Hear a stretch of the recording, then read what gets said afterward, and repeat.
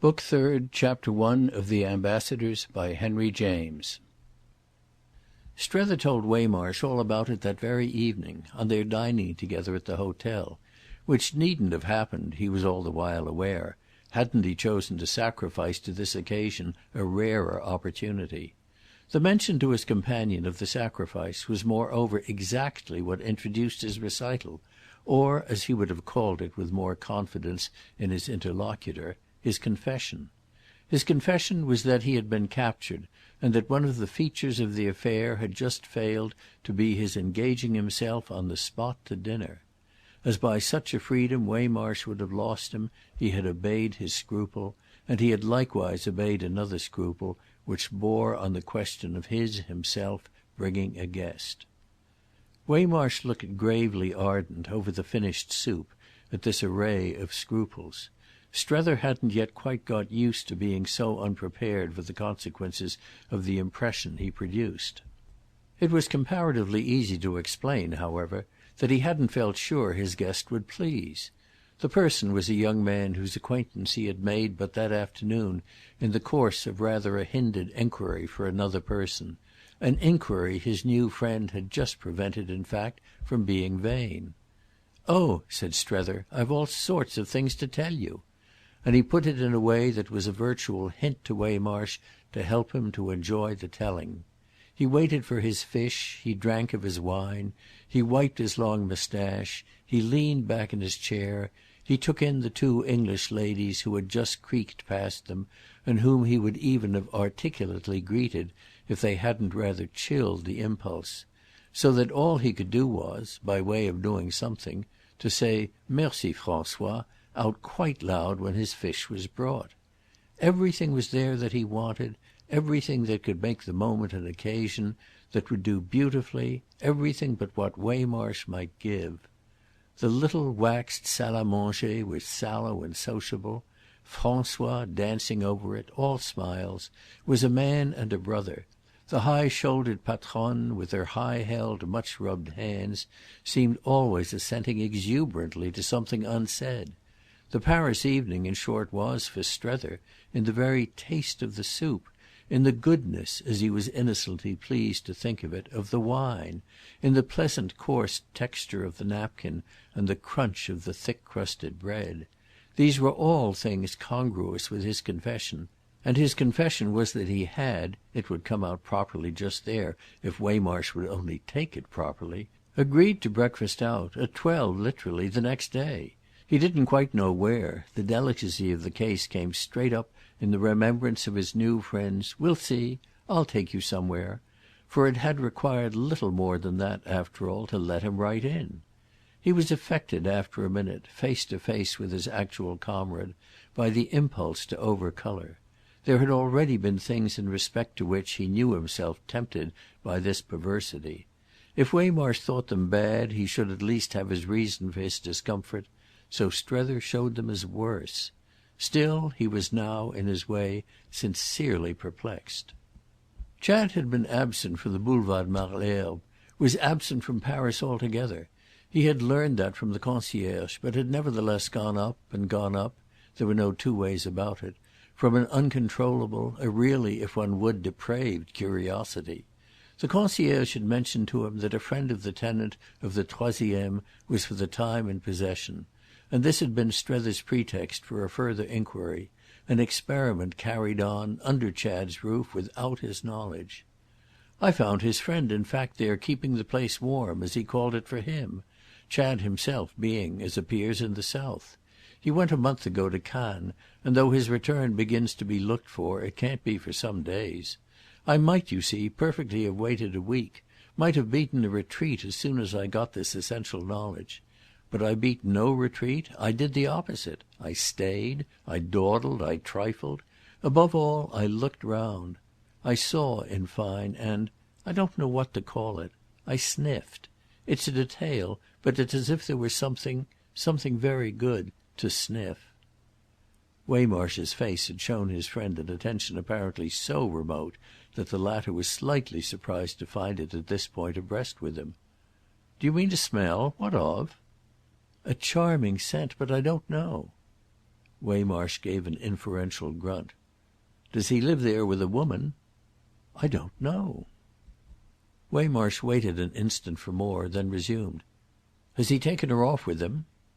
"And will he bring her back?" Strether fell into the inquiry, but he wound it up as before. "I don't know." The way he wound it up, accompanied as this was with another drop back, another degustation of the Léoville, another wipe of his moustache and another good word for François, seemed to produce in his companion a slight irritation. "Then what the devil do you know?" "Well," said Strether almost gaily, "I guess I don't know anything." His gaiety might have been a tribute to the fact that the state he had been reduced to did for him again what had been done by his talk of the matter with Miss Gostrey at the London theatre. It was somehow enlarging, and the air of that amplitude was now doubtless more or less—and all for Waymarsh to feel—in his further response. "That's what I found out from the young man." "But I thought you said you found out nothing." "Nothing but that I don't know anything." "And what good does that do you?" "It's just," said Strether, "what I've come to you to help me discover. I mean anything about anything over here. I felt that up there. It regularly rose before me in its might. The young man, moreover, Chad's friend, as good as told me so." "As good as told you you know nothing about anything?" Waymarsh appeared to look at some one who might have as good as told him. "How old is he?" "Well, I guess not 30. "Yet you had to take that from him?" "Oh, I took a good deal more, since, as I tell you, I took an invitation to déjeuner." "And are you going to that unholy meal?" "If you'll come with me. He wants you too, you know. I told him about you. He gave me his card," Strether pursued, "and his name is rather funny. It's John Little Bilham, and he says his two surnames are, on account of his being small, inevitably used together." "Well," Waymarsh asked with due detachment from these details, "what's he doing up there?" "His account of himself is that he's only a little artist man. That seemed to me perfectly to describe him. But he's yet in the phase of study—this, you know, is the great art school—to pass a certain number of years in which he came over. And he's a great friend of Chad's, and occupying Chad's rooms just now because they're so pleasant. He's very pleasant and curious too," Strether added, "though he's not from Boston." Waymarsh looked already rather sick of him. "Where is he from?" Strether thought. "I don't know that either, but he's notoriously, as he put it himself, not from Boston." "Well," Waymarsh moralised from dry depths, "every one can't notoriously be from Boston. Why," he continued, "is he curious?" "Perhaps just for that, for one thing. But really," Strether added, "for everything. When you meet him you'll see." "Oh, I don't want to meet him," Waymarsh impatiently growled. "Why don't he go home?" Strether hesitated. "Well, because he likes it over here." This appeared in particular more than Waymarsh could bear. "He ought then to be ashamed of himself, and as you admit that you think so too, why drag him in?" Strether's reply again took time. "Perhaps I do think so myself, though I don't quite yet admit it. I'm not a bit sure. It's again one of the things I want to find out. I liked him, and can you like people? But no matter." He pulled himself up. "There's no doubt I want you to come down on me and squash me." Waymarsh helped himself to the next course, which, however, proving not the dish he had just noted as supplied to the English ladies, had the effect of causing his imagination temporarily to wander. But it presently broke out at a softer spot. "Have they got a handsome place up there?" "Oh, a charming place, full of beautiful and valuable things. I never saw such a place." And Strether's thought went back to it. "For a little artist man!" He could in fact scarce express it. But his companion, who appeared now to have a view, insisted. "Well?" "Well, life can hold nothing better. Besides, they're things of which he's in charge." "So that he does doorkeeper for your precious pair? Can life," Waymarsh enquired, "hold nothing better than that?" Then as Strether, silent, seemed even yet to wonder, "Doesn't he know what she is?" he went on.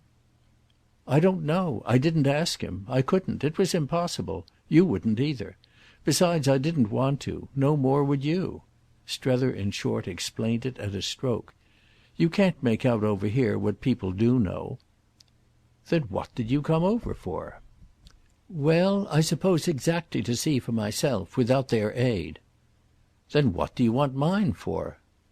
"Oh," Strether laughed, "you're not one of them. I do know what you know." As, however, this last assertion caused Waymarsh again to look at him hard, such being the latter's doubt of its implication, he felt his justification lame; which was still more the case when Waymarsh presently said, "Look here, Strether, quit this." Our friend smiled with the doubt of his own. "Do you mean my tone?" "No, damn your tone. I mean your nosing round. Quit the whole job. Let them stew in their own juice. You're being used for a thing you ain't fit for. People don't take a fine-tooth comb to groom a horse." "Am I a fine-tooth comb?" Strether laughed. "It's something I never called myself." "It's what you are, all the same. You ain't so young as you were, but you've kept your teeth." He acknowledged his friend's humour. "Take care I don't get them into you. You'd like them, my friends, at home, Waymarsh," he declared. "You'd really particularly like them. And I know"—it was slightly irrelevant, but he gave it sudden and singular force—"I know they'd like you." "Oh don't work them off on me!" Waymarsh groaned. Yet Strether still lingered with his hands in his pockets. "It's really quite as indispensable as I say that Chad should be got back." "Indispensable to whom? To you?" "Yes," Strether presently said. "Because if you get him you also get Mrs. Newsome?" Strether faced it. "Yes." "And if you don't get him you don't get her?" It might be merciless, but he continued not to flinch. "I think it might have some effect on our personal understanding. Chad's of real importance, or can easily become so if he will, to the business." "And the business is of real importance to his mother's husband?" "Well, I naturally want what my future wife wants. And the thing will be much better if we have our own man in it." "If you have your own man in it, in other words," Waymarsh said, "you'll marry. You personally. More money. She's already rich, as I understand you, but she'll be richer still if the business can be made to boom on certain lines that you've laid down." "I haven't laid them down," Strether promptly returned. "Mr. Newsome, who knew extraordinarily well what he was about, laid them down 10 years ago." "Oh well," Waymarsh seemed to indicate with a shake of his mane, that didn't matter. "You're fierce for the boom anyway." His friend weighed a moment in silence the justice of the charge. "I can scarcely be called fierce, I think, when I so freely take my chance of the possibility, the danger, of being influenced in a sense counter to Mrs. Newsome's own feelings." Waymarsh gave this proposition a long hard look. "I see. You're afraid yourself of being squared. But you're a humbug," he added, "all the same." "Oh!" Strether quickly protested. "Yes, you ask me for protection, which makes you very interesting, and then you won't take it. You say you want to be squashed." "Ah but not so easily. Don't you see," Strether demanded, "where my interest, as already shown you, lies? It lies in my not being squared. If I'm squared, where's my marriage? If I miss my errand I miss that, and if I miss that I miss everything. I'm nowhere." Waymarsh, but all relentlessly, took this in. "What do I care where you are if you're spoiled?" Their eyes met on it an instant. "Thank you awfully," Strether at last said, "but don't you think her judgment of that—" "Ought to content me? No." It kept them again face to face, and the end of this was that Strether again laughed. "You do her injustice. You really must know her. Good night." He breakfasted with Mr. Bilham on the morrow, and, as inconsequently befell, with Waymarsh massively of the party. The latter announced at the 11th hour, and much to his friend's surprise, that, damn it, he would as soon join him as do anything else; on which they proceeded together, strolling in a state of detachment practically luxurious for them to the Boulevard Malesherbes, a couple engaged that day with the sharp spell of Paris as confessedly, it might have been seen, as any couple among the daily thousand so compromised. They walked, wandered, wondered, and a little lost themselves. Strether hadn't had for years so rich a consciousness of time, a bag of gold into which he constantly dipped for a handful. It was present to him that when the little business with Mr. Bilham should be over he would still have shining hours to use absolutely as he liked. There was no great pulse of haste yet in this process of saving Chad, nor was that effect a bit more marked as he sat, half an hour later, with his legs under Chad's mahogany, with Mr. Bilham on one side, with a friend of Mr. Bilham's on the other, with Waymarsh stupendously opposite, and with the great hum of Paris coming up in softness, vagueness, for Strether himself indeed already positive sweetness, through the sunny windows toward which, the day before, his curiosity had raised its wings from below. The feeling strongest with him at that moment had borne fruit almost faster than he could taste it, and Strether literally felt at the present hour that there was a precipitation in his fate. He had known nothing and nobody as he stood in the street, but hadn't his view now taken a bound in the direction of every one and of everything? "What's he up to? What's he up to?" Something like that was at the back of his head all the while in respect to little Bilham. But meanwhile, till he should make out, every one and everything were as good as represented for him by the combination of his host and the lady on his left. The lady on his left, the lady thus promptly and ingeniously invited to meet Mr. Strether and Mr. Waymarsh—it was the way she herself expressed her case—was a very marked person, a person who had much to do with our friend's asking himself if the occasion weren't in its essence the most baited, the most gilded of traps. Baited it could properly be called when the repast was of so wise a savour, and gilded surrounding objects seemed inevitably to need to be when Miss Barrace, which was the lady's name, looked at them with convex Parisian eyes and through a glass with a remarkably long tortoise-shell handle.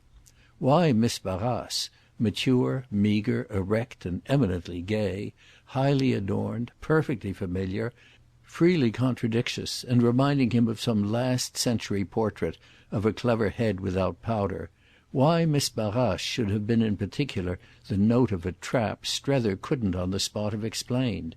He blinked in the light of a conviction that he should know later on, and know well, as it came over him, for that matter with force, that he should need to. He wondered what he was to think exactly of either of his new friends, since the young man, Chad's intimate and deputy, had, in thus constituting the scene, practised so much more subtly than he had been prepared for, and since in especial Miss Barrace, surrounded clearly by every consideration, hadn't scrupled to figure as a familiar object. It was interesting to him to feel that he was in the presence of new measures, other standards, a different scale of relations, and that evidently here were a happy pair who didn't think of things at all as he and Waymarsh thought. Nothing was less to have been calculated in the business than it should now be for him as if he and Waymarsh were comparatively quite at one. The latter was magnificent. This at least was an assurance privately given him by Miss Barrace. "Oh, your friend's a type, the grand old American, what shall one call it? The Hebrew prophet, Ezekiel, Jeremiah, who used, when I was a little girl in the Rue Montaigne, to come and see my father, and who was usually the American minister to the Tuileries or some other court. I haven't seen one these ever so many years. The sight of it warms my poor old chilled heart. This specimen is wonderful. In the right quarter, you know, he'll have a succès fou." Strether hadn't failed to ask what the right quarter might be, much as he required his presence of mind to meet such a change in their scheme. "Oh, the artist quarter and that kind of thing. Here already, for instance, as you see." He had been on the point of echoing "Here? Is this the artist quarter?" but she had already disposed of the question with a wave of all her tortoise-shell and an easy "Bring him to me." He knew on the spot how little he should be able to bring him, for the very air was by this time, to his sense, thick and hot with poor Waymarsh's judgment of it. He was in the trap still more than his companion, and, unlike his companion, not making the best of it, which was precisely what doubtless gave him his admirable sombre glow. Little did Miss Barrace know that what was behind it was his grave estimate of her own laxity. The general assumption with which our two friends had arrived had been that of finding Mr. Bilham ready to conduct them to one or the other of those resorts of the earnest, the aesthetic fraternity which was shown among the sights of Paris. In this character it would have justified them in a proper insistence on discharging their score. Waymarsh's only proviso at the last had been that nobody should pay for him, but he found himself, as the occasion developed, paid for on a scale as to which Strether privately made out that he already nursed retribution. Strether was conscious across the table of what worked in him, conscious when they passed back to the small salon to which, the previous evening, he himself had made so rich a reference, conscious most of all as they stepped out to the balcony, in which one would have had to be an ogre not to recognise the perfect place for easy aftertastes. These things were enhanced for Miss Barrace by a succession of excellent cigarettes, acknowledged, acclaimed, as a part of the wonderful supply left behind him by Chad, in an almost equal absorption of which Strether found himself blindly, almost wildly pushing forward. He might perish by the sword as well as by famine, and he knew that his having abetted the lady by an excess that was rare with him would count for little in the sum, as Waymarsh might so easily add it up, of her licence. Waymarsh had smoked of old, smoked hugely, but Waymarsh did nothing now, and that gave him his advantage over people who took things up lightly just when others had laid them heavily down. Strether had never smoked, and he felt as if he flaunted at his friend that this had been only because of a reason. The reason, it now began to appear even to himself, was that he had never had a lady to smoke with. It was this lady's being there at all, however, that was the strange free thing. Perhaps, since she was there, her smoking was the least of her freedoms. If Strether had been sure at each juncture of what, with Bilham in especial, she talked about, he might have traced others and winced at them and felt Waymarsh wince. But he was in fact so often at sea that his sense of the range of reference was merely general, and that he on several different occasions guessed and interpreted only to doubt. He wondered what they meant, but there were things he scarce thought they could be supposed to mean, and "Oh no, not that!" was at the end of most of his ventures. This was the very beginning with him of a condition as to which, later on, it will be seen, he found cause to pull himself up, and he was to remember the moment duly as the first step in a process. The central fact of the place was neither more nor less, when analysed, and a pressure superficial sufficed, than the fundamental impropriety of Chad's situation, round about which they thus seemed cynically clustered. Accordingly, since they took it for granted, they took for granted all that was in connection with it taken for granted at Woollett, matters as to which verily he had been reduced with Mrs. Newsome to the last intensity of silence. That was the consequence of their being too bad to be talked about, and was the accompaniment, by the same token, of a deep conception of their badness. It befell before that when poor Strether put it to himself that their badness was ultimately, or perhaps even insolently, what such a scene as the one before him was, so to speak, built upon, he could scarce shirk the dilemma of reading a roundabout echo of them into almost anything that came up. This, he was well aware, was a dreadful necessity, but such was the stern logic, he could only gather, of a relation to the irregular life. It was the way the irregular life sat upon Bilham and Miss Barrace that was the insidious, the delicate marvel. He was eager to concede that their relation to it was all indirect, for anything less in him would have shown the grossness of bad manners. But the indirectness was none the less consonant, that was striking, with a grateful enjoyment of everything that was Chad's. They spoke of him repeatedly, invoking his good name and good nature, and the worst confusion of mind for Strether was that all their mention of him was of a kind to do him honour. They commended his munificence and approved his taste, and in doing so sat down, as it seemed to Strether, in the very soil out of which these things flowered. Our friend's final predicament was that he himself was sitting down, for the time being, with them, and there was a supreme moment at which, compared with his collapse, Waymarsh's erectness affected him as really high. One thing was certain: he saw he must make up his mind. He must approach Chad, must wait for him, deal with him, master him, but he mustn't dispossess himself of the faculty of seeing things as they were. He must bring him to him, not go himself, as it were, so much of the way. He must at any rate be clearer as to what, should he continue to do that for convenience, he was still condoning. It was on the detail of this quantity, and what could the fact be but mystifying, that Bilham and Miss Barrace threw so little light. So there they were. End of Book Third, Chapter 1. Book Third, Chapter 2 of The Ambassadors, by Henry James. When Miss Gostrey arrived at the end of a week, she made him a sign. He went immediately to see her, and it wasn't till then that he could again close his grasp on the idea of a corrective. This idea, however, was luckily all before him again from the moment he crossed the threshold of the little entresol of the Quartier Marbeuf, into which she had gathered, as she said, picking them up in 1,000 flights and funny little passionate pounces, the makings of a final nest. He recognised in an instant that there really, there only, he should find the boon with the vision of which he had first mounted Chad's stairs. He might have been a little scared at the picture of how much more, in this place, he should know himself in, hadn't his friend been on the spot to measure the amount to his appetite. Her compact and crowded little chambers, almost dusky as they at first struck him, with accumulations, represented a supreme general adjustment to opportunities and conditions. Wherever he looked he saw an old ivory or an old brocade, and he scarce knew where to sit for fear of a misappliance. The life of the occupant struck him of a sudden as more charged with possession even than Chad's or than Miss Barrace's. Wide as his glimpse had lately become of the empire of things, what was before him still enlarged it. The lust of the eyes and the pride of life had indeed thus their temple. It was the innermost nook of the shrine, as brown as a pirate's cave.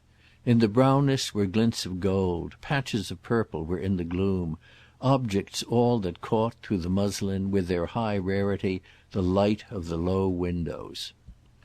Nothing was clear about them but that they were precious, and they brushed his ignorance with their contempt as a flower, in a liberty taken with him, might have been whisked under his nose. But after a full look at his hostess he knew none the less what most concerned him. The circle in which they stood together was warm with life, and every question between them would live there as nowhere else. A question came up as soon as they had spoken, for his answer, with a laugh, was quickly, "Well, they've got hold of me." Much of their talk on this first occasion was his development of that truth. He was extraordinarily glad to see her, expressing to her frankly what she most showed him, that one might live for years without a blessing unsuspected, but that to know it at last for no more than 3 days was to need it or miss it for ever. She was that blessing that now had become his need, and what could prove it better than that without her he had lost himself? "What do you mean?" she asked with an absence of alarm, that, correcting him as if he had mistaken the period of one of her pieces, gave him afresh a sense of her easy movement through the maze he had but begun to tread. "What in the name of all the Pococks have you managed to do?" "Why, exactly the wrong thing. I've made a frantic friend of little Bilham." "Ah, that sort of thing was of the essence of your case, and to have been allowed for from the first." And it was only after this that, quite as a minor matter, she asked who in the world little Bilham might be. When she learned that he was a friend of Chad's, and living for the time in Chad's rooms in Chad's absence, quite as if acting in Chad's spirit and serving Chad's cause, she showed, however, more interest. "Should you mind my seeing him? Only once, you know," she added. "Oh, the oftener the better. He's amusing. He's original." "He doesn't shock you?" Miss Gostrey threw out. "Never in the world. We escape that with a perfection. I feel it to be largely, no doubt, because I don't half understand him, but our modus vivendi isn't spoiled even by that. You must dine with me to meet him," Strether went on. "Then you'll see." "Are you giving dinners?" "Yes, there I am. That's what I mean." All her kindness wondered. "Then you're spending too much money?" "Dear no. They seem to cost so little. But that I'd do it to them. I ought to hold off." She thought again. She laughed. "The money you must be spending to think it cheap! But I must be out of it to the naked eye." He looked for a moment as if she were really failing him. "Then you won't meet them?" It was almost as if she had developed an unexpected personal prudence. She hesitated. "Who are they, first?" "Why, little Bilham to begin with." He kept back for the moment Miss Barrace. "And Chad, when he comes, you must absolutely see." "When then does he come?" "When Bilham has had time to write him, and hear from him about me. Bilham, however," he pursued, "will report favourably for Chad. That will make him not afraid to come. I want you the more, therefore, you see, for my bluff." "Oh you'll do yourself for your bluff." She was perfectly easy. "At the rate you've gone I'm quiet." "Ah but I haven't," said Strether, "made one protest." She turned it over. "Haven't you been seeing what there's to protest about?" He let her, with this, however ruefully, have the whole truth. "I haven't yet found a single thing." "Isn't there any one with him then?" "Of the sort I came about?" Strether took a moment. "How do I know? And what do I care?" "Oh, oh!" And her laughter spread. He was struck in fact by the effect on her of his joke. He saw now how he had meant it as a joke. She saw, however, still other things, though in an instant she had hidden them. "You've got no facts at all?" He tried to muster them. "Well, he has a lovely home." "Ah that, in Paris," she quickly returned, "proves nothing. That is, rather, it disproves nothing. They may very well, you see, the people your mission is concerned with, have done it for him." "Exactly. And it was on the scene of their doings then that Waymarsh and I sat guzzling." "Oh if you forbore to guzzle here on scenes of doings," she replied, "you might easily die of starvation." With which she smiled at him. "You've worse before you." "Ah I've everything before me. But on our hypothesis, you know, they must be wonderful." "They are," said Miss Gostrey. "You're not, therefore, you see," she added, "wholly without facts. They've been, in effect, wonderful." To have got at something comparatively definite appeared at last a little to help, a wave by which, moreover, the next moment, recollection was washed. "My young man does admit furthermore that they're our friend's greatest interest." "Is that the expression he uses?" Strether more exactly recalled. "No, not quite." "Something more vivid? Less?" He had bent with neared glasses over a group of articles on a small stand, and at this he came up. "It was a mere allusion, but on the look-out as I was it struck me. Awful, you know, as Chad is." Those were Bilham's words. "Awful, you know. Oh!" And Miss Gostrey turned them over. She seemed, however, satisfied. "Well, what more do you want?" He glanced once more at a bibelot or two, and everything sent him back. "But it is all the same as if they wished to let me have it between the eyes." She wondered. "Quoi donc?" "Why, what I speak of. The amenity. They can stun you with that as well as with everything else." "Oh," she answered, "you'll come round. I must see them each," she went on, "for myself. I mean Mr. Bilham and Mr. Newsome. Mr. Bilham, naturally, first. Once only, once for each. That will do. But face to face. For half an hour. What's Mr. Chad," she immediately pursued, "doing at Cannes? Decent men don't go to Cannes with with the kind of ladies you mean." "Don't they?" Strether asked with an interest in decent men that amused her. "No, elsewhere, but not to Cannes. Cannes is different. Cannes is better. Cannes is best. I mean it's all the people you know—when you do know them. And if he does, why that's different too. He must have gone alone. She can't be with him." "I haven't," Strether confessed in his weakness, "the least idea." There seemed much in what she said, but he was able after a little to help her to a nearer impression.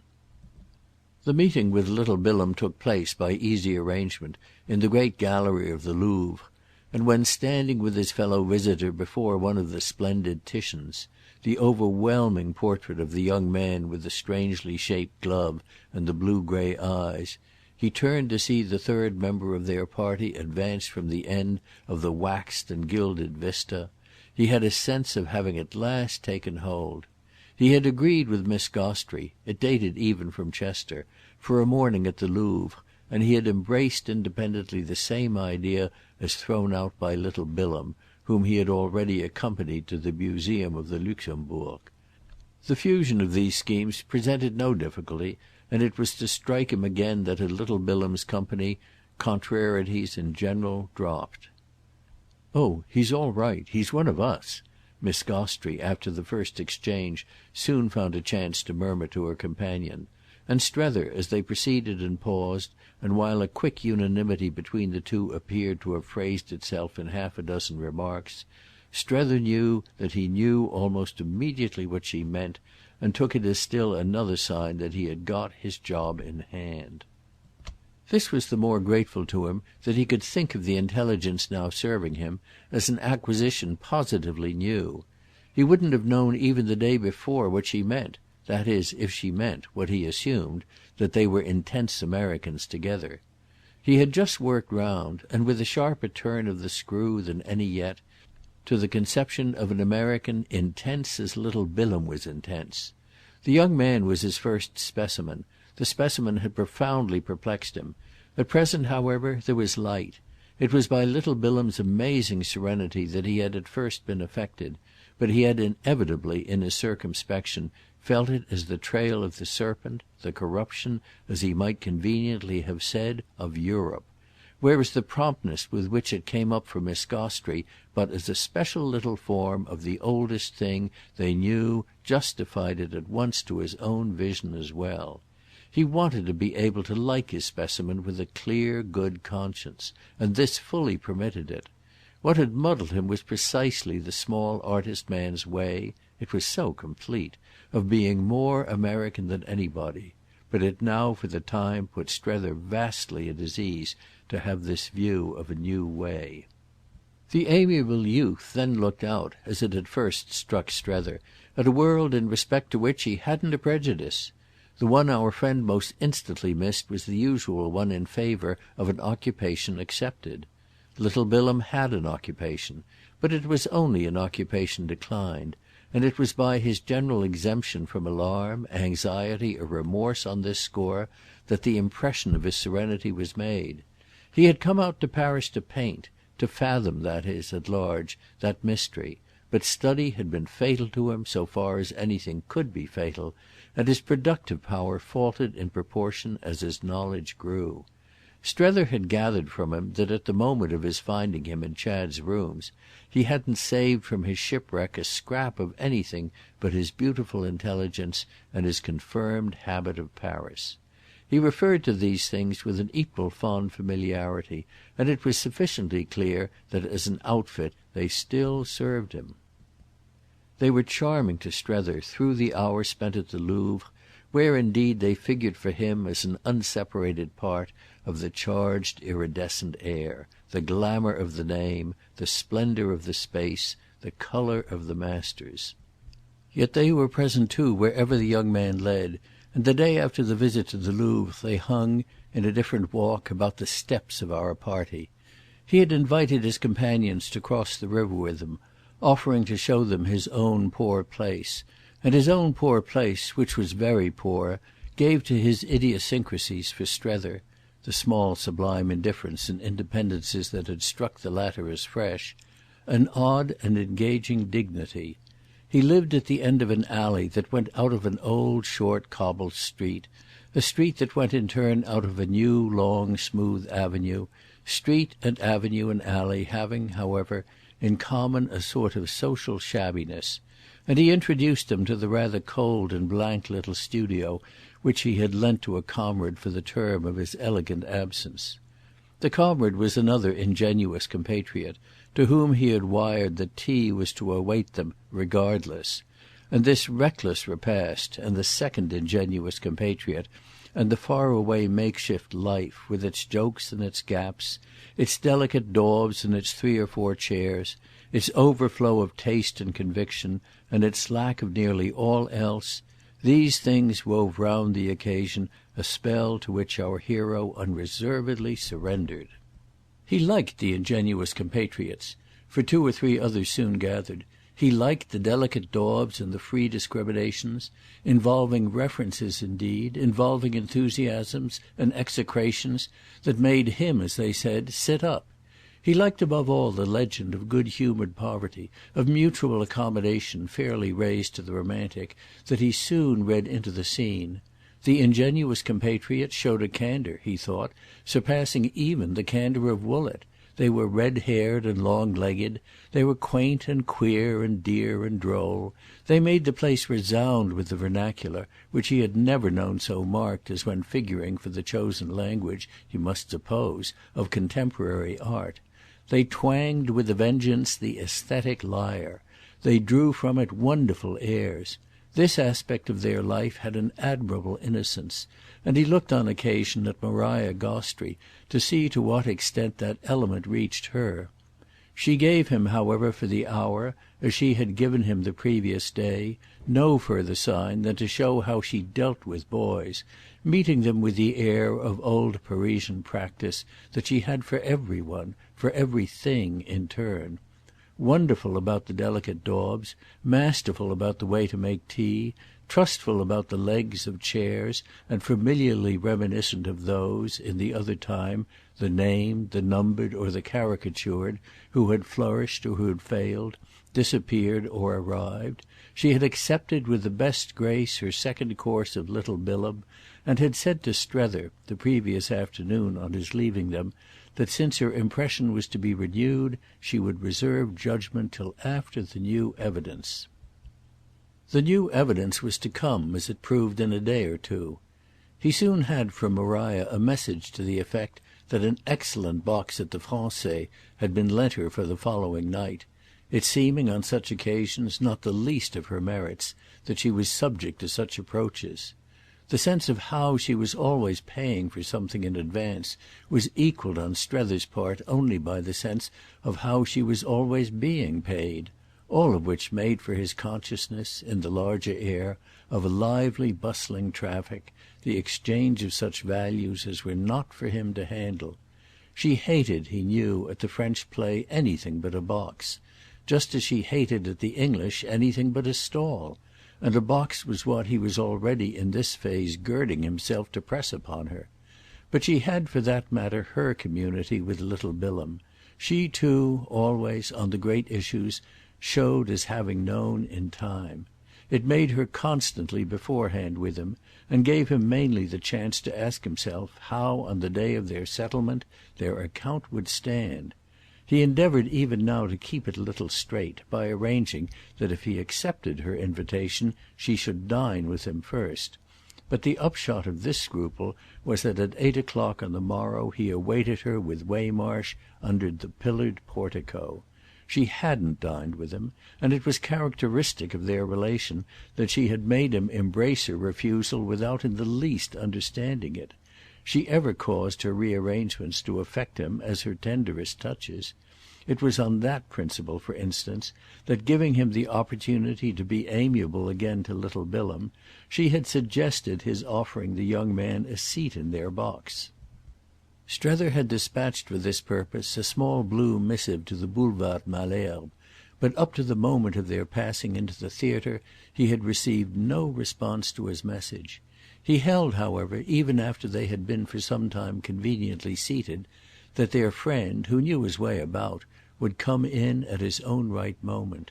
His temporary absence moreover seemed, as never yet, to make the right moment for Miss Gostrey. Strether had been waiting till tonight to get back from her in some mirrored form her impressions and conclusions. She had elected, as they said, to see Little Bilham once, but now she had seen him twice and had nevertheless not said more than a word. Waymarsh meanwhile sat opposite him with their hostess between, and Miss Gostrey spoke of herself as an instructor of youth introducing her little charges to a work that was one of the glories of literature. The glory was happily unobjectionable, and the little charges were candid, For herself she had travelled that road, and she merely waited on their innocence. But she referred in due time to their absent friend, whom it was clear they should have to give up. "He either won't have got your note," she said, "or you won't have got his. He has had some kind of hindrance, and of course, for that matter, you know, a man never writes about coming to a box." She spoke as if with her look it might have been Waymarsh who had written to the youth, and the latter's face showed a mixture of austerity and anguish. She went on, however, as if to meet this. "He's far and away, you know, the best of them." "The best of whom, ma'am?" "Why, of all the long procession. The boys, the girls, or the old men and old women, as they sometimes really are. The hope, as one may say, of our country. They've all passed, year after year, but there has been no one in particular I've ever wanted to stop. I feel, don't you, that I want to stop little Bilham. He's so exactly right as he is." She continued to talk to Waymarsh. "He's too delightful. If he'll only not spoil it. But they always will, they always do, they always have." "I don't think Waymarsh knows," Strether said after a moment, "quite what it's open to Bilham to spoil." "It can't be a good American," Waymarsh lucidly enough replied, "for it didn't strike me that the young man had developed much in that shape." "Ah," Miss Gostrey sighed, "the name of the good American is as easily given as taken away. What is it, to begin with, to be one, and what's the extraordinary hurry? Surely nothing that's so pressing was ever so little defined. It's such an order, really, that before we cook you the dish we must at least have your receipt. Besides, the poor chicks have time. What I've seen so often spoiled," she pursued, "is the happy attitude itself, the state of faith and, what shall I call it, the sense of beauty. You're right about him," she now took in Strether. "Little Bilham has them to a charm. We must keep little Bilham along." Then she was all again for Waymarsh. "The others have all wanted so dreadfully to do something, and they've gone and done it in too many cases indeed. It leaves them never the same afterwards. The charm's always somehow broken. Now he, I think, you know, really won't. He won't do the least dreadful little thing. We shall continue to enjoy him just as he is. No, he's quite beautiful. He sees everything. He isn't a bit ashamed. He has every scrap of the courage of it that one could ask. Only think what he might do. One wants really, for fear of some accident, to keep him in view. At this very moment, perhaps, what mayn't he be up to? I've had my disappointments. The poor things are never really safe, or only at least when you have them under your eye. One can never completely trust them. One's uneasy, and I think that's why I most miss him now." She had wound up with a laugh of enjoyment over her embroidery of her idea, an enjoyment that her face communicated to Strether, who almost wished, none the less at this moment, that she would let poor Waymarsh alone. He knew more or less what she meant, but the fact wasn't a reason for her not pretending to Waymarsh that he didn't. It was craven of him, perhaps, but he would, for the high amenity of the occasion, have liked Waymarsh not to be so sure of his wit. Her recognition of it gave him away, and before she was done with him or with that article would give him worse. What was he, all the same, to do? He looked across the box at his friend. Their eyes met, something queer and stiff, something that bore on the situation but that it was better not to touch, passed in silence between them. Well, the effect of it for Strether was an abrupt reaction, a final impatience of his own tendency to temporise. Where was that taking him anyway?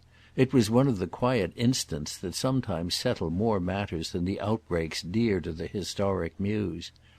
The only qualification of the quietness was the synthetic "Oh, hang it!"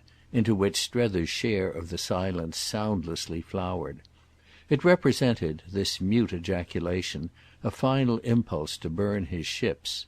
These ships to the historic muse may seem of course mere cockles, but when he presently spoke to Miss Gostrey it was with the sense at least of applying the torch. "Is it then a conspiracy?"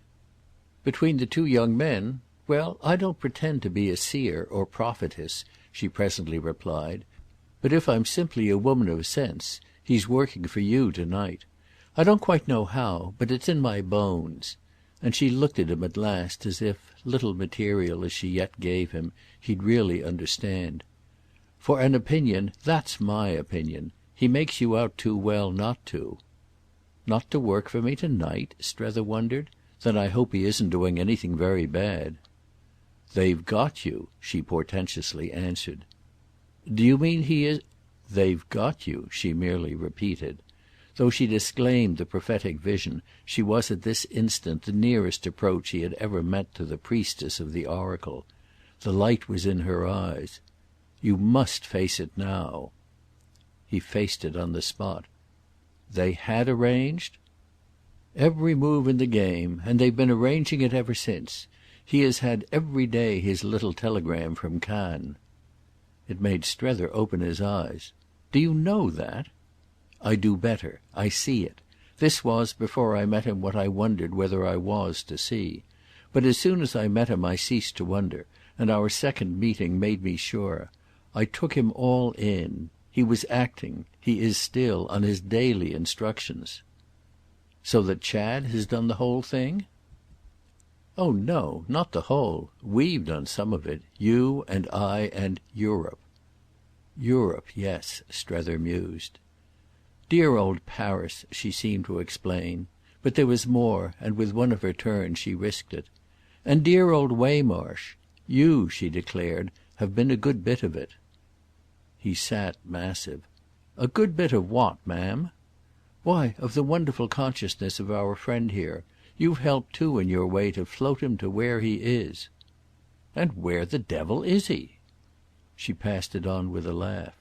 "Where the devil, Strether, are you?" He spoke as if he had just been thinking it out. "Well, quite already in Chad's hands, it would seem." And he had had with this another thought. "Will that be, just all through Bilham, the way he's going to work it? It would be, for him, you know, an idea. And Chad with an idea." "Well?" she asked while the image held him. "Well, is Chad, what shall I say, monstrous?" "Oh as much as you like. But the idea you speak of," she said, "won't have been his best. He'll have a better. It won't be all through little Bilham that he'll work it." This already sounded almost like a hope destroyed. "Through whom else then?" "That's what we shall see." But quite as she spoke she turned, and Strether turned. For the door of the box had opened, with the click of the ouvreuse, from the lobby, and a gentleman, a stranger to them, had come in with a quick step.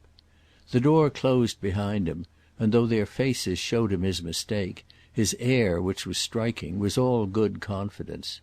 The curtain had just again arisen, and in the hush of the general attention Strether's challenge was tacit, as was also the greeting, with a quickly deprecating hand and smile, of the unannounced visitor.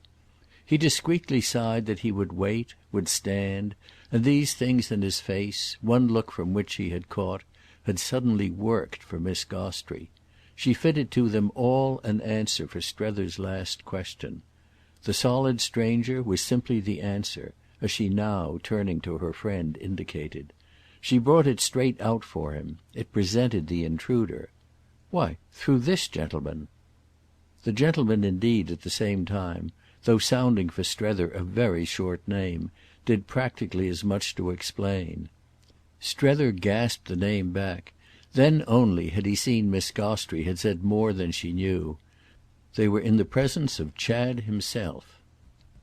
Our friend was to go over it afterwards again and again.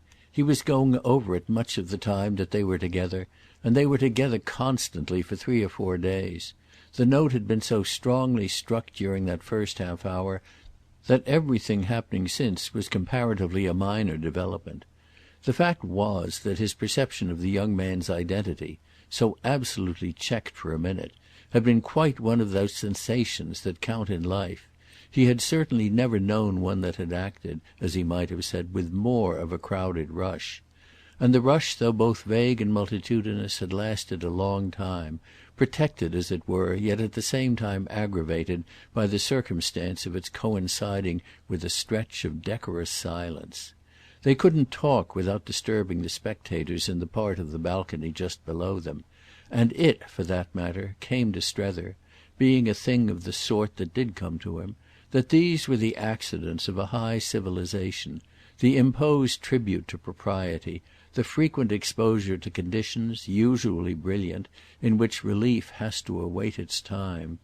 Relief was never quite near at hand for kings, queens, comedians, and other such people, and though you might be yourself not exactly one of those, you could yet, in leading the life of high pressure, guess a little how they sometimes felt. It was truly the life of high pressure that Strether had seemed to feel himself lead while he sat there, close to Chad, during the long tension of the act. He was in presence of a fact that occupied his whole mind, that occupied for the half hour his senses themselves altogether, but he couldn't without inconvenience show anything, which, moreover, might count really as luck. What he might have shown, had he shown at all, was exactly the kind of emotion, the emotion of bewilderment, that he had proposed to himself from the first, whatever should occur, to show least. The phenomenon that had suddenly sat down there with him was the phenomenon of change so complete that his imagination, which had worked so beforehand, felt itself, in the connection, without margin or allowance. It had faced every contingency but that Chad should not be Chad, and this was what it now had to face with a mere strained smile and an uncomfortable flush. He asked himself if by chance, before he should have in some way to commit himself, he might feel his mind settled to the new vision, might habituate it, so to speak, to the remarkable truth. But oh, it was too remarkable, the truth, for what could be more remarkable than this sharp rupture of an identity? You could deal with the man as himself, you couldn't deal with him as somebody else. It was a small source of peace, moreover, to be reduced to wondering how little he might know in such an event what a sum he was setting you. He couldn't absolutely not know, for you couldn't absolutely not let him. It was a case, then, simply, a strong case, as people nowadays called such things, a case of transformation unsurpassed, and the hope was but in the general law that strong cases were liable to control from without. Perhaps he, Strether himself, was the only person after all aware of it. Even Miss Gostrey, with all her science, wouldn't be, would she? And he had never seen any one less aware of anything than Waymarsh as he glowered at Chad. The social sightlessness of his old friend's survey marked for him afresh, and almost in a humiliating way, the inevitable limits of direct aid from this source.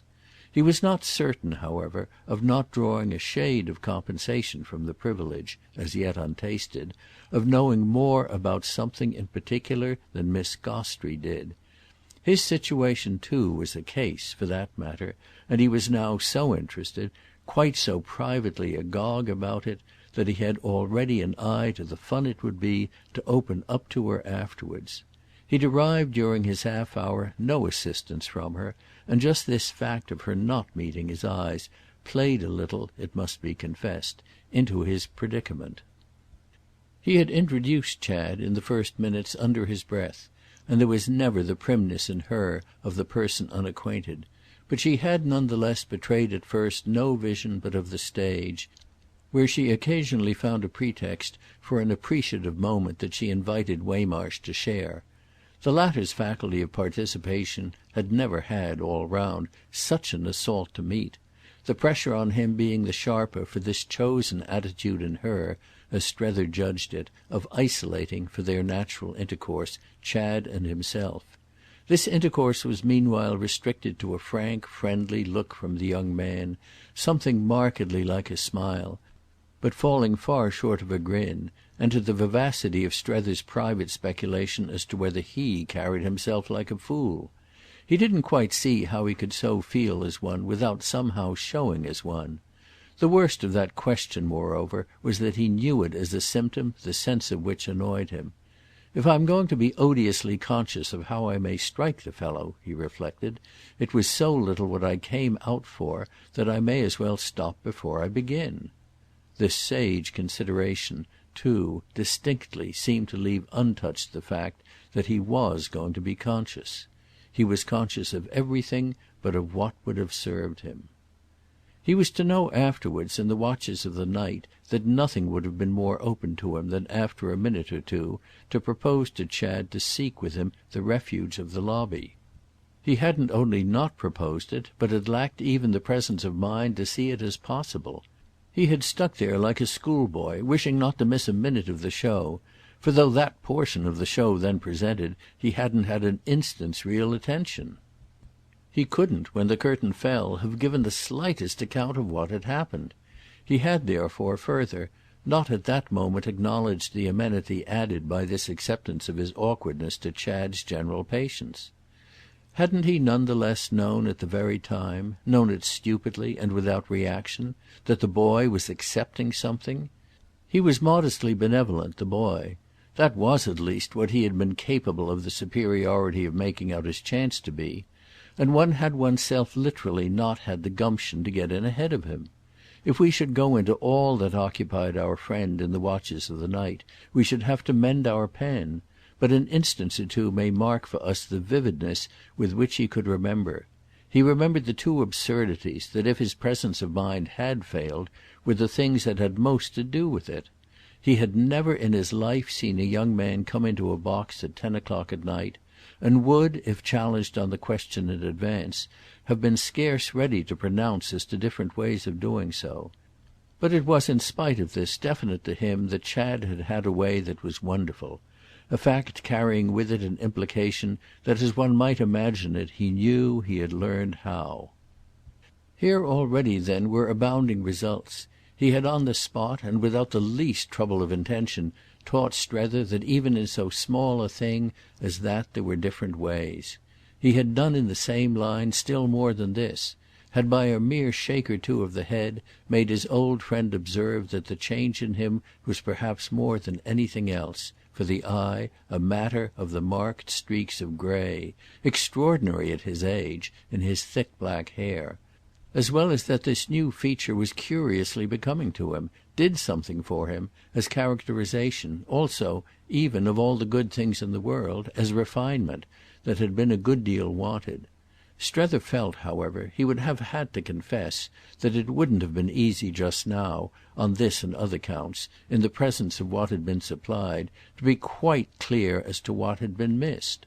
A reflection a candid critic might have made of old, for instance, was that it would have been happier for the son to look more like the mother. But this was a reflection that at present would never occur. The ground had quite fallen away from it, yet no resemblance whatever to the mother had supervened. It would have been hard for a young man's face and air to disconnect themselves more completely than Chad's, at this juncture, from any discerned, from any imaginable aspect of a New England female parent.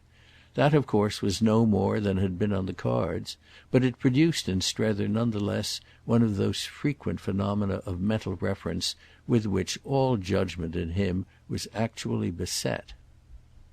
Again and again, as the days passed, he had had a sense of the pertinence of communicating quickly with Woollett, communicating with a quickness with which telegraphy alone would rhyme, the fruit really of a fine fancy in him for keeping things straight, for the happy forestalment of error. No one could explain better when needful, nor put more conscience into an account or a report, which burden of conscience is perhaps exactly the reason why his heart always sank when the clouds of explanation gathered. His highest ingenuity was in keeping the sky of life clear of them. Whether or no he had a grand idea of the lucid, he held that nothing ever was in fact, for any one else, explained. One went through the vain motions, but it was mostly a waste of life. A personal relation was a relation only so long as people either perfectly understood or, better still, didn't care if they didn't. From the moment they cared if they didn't, it was living by the sweat of one's brow, and the sweat of one's brow was just what one might buy oneself off from by keeping the ground free of the wild weed of delusion. It easily grew too fast, and the Atlantic cable now alone could race with it. That agency would each day have testified for him to something that was not what Woollett had argued.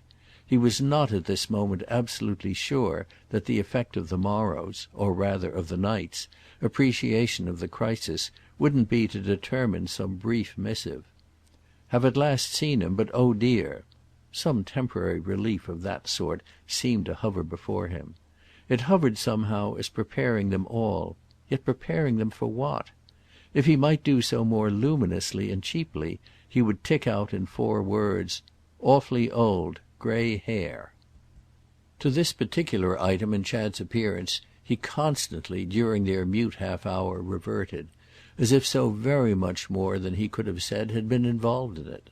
The most he could have said would have been, "If he's going to make me feel young," which indeed, however, carried with it quite enough. If Strether was to feel young, that is, it would be because Chad was to feel old, and an aged and hoary sinner had been no part of the scheme. The question of Chadwick's true time of life was doubtless what came up quickest after the adjournment of the two, when the play was over, to a café in the Avenue de l'Opéra. Miss Gostrey had in due course been perfect for such a step. She had known exactly what they wanted, to go straight somewhere and talk, and Strether had even felt she had known what he wished to say and that he was arranging immediately to begin. She hadn't pretended this, as she had pretended on the other hand to have divined Waymarsh's wish to extend to her an independent protection homeward. But Strether nevertheless found how, after he had Chad opposite to him at a small table in the brilliant halls that his companion straightway selected, sharply and easily discriminated from the others, it was quite to his mind as if she heard him speak, as if, sitting up a mile away in the little apartment he knew, she would listen hard enough to catch. He found too that he liked that idea, and he wished that, by the same token, Mrs. Newsome might have caught as well. For what had above all been determined in him as a necessity of the first order was not to lose another hour, nor a fraction of one, was to advance, to overwhelm with a rush. This was how he would anticipate, by a night attack as might be, any forced maturity that a crammed consciousness of Paris was likely to take upon itself to assert on behalf of the boy. He knew to the full, on what he had just extracted from Miss Gostrey, Chad's marks of alertness, but they were a reason the more for not dawdling. If he was himself moreover to be treated as young, he wouldn't at all events be so treated before he should have struck out at least once. His arms might be pinioned afterwards, but it would have been left on record that he was 50. The importance of this he had indeed begun to feel before they left the theatre. It had become a wild unrest, urging him to seize his chance. He could scarcely wait for it as they went. He was on the verge of the indecency of bringing up the question in the street. He fairly caught himself going on, so he afterwards invidiously named it, as if there would be for him no second chance should the present be lost. Not till, on the purple divan, before the perfunctory Bach, he had brought out the words themselves, was he sure, for that matter, that the present would be saved. End of Book Third, Chapter 2.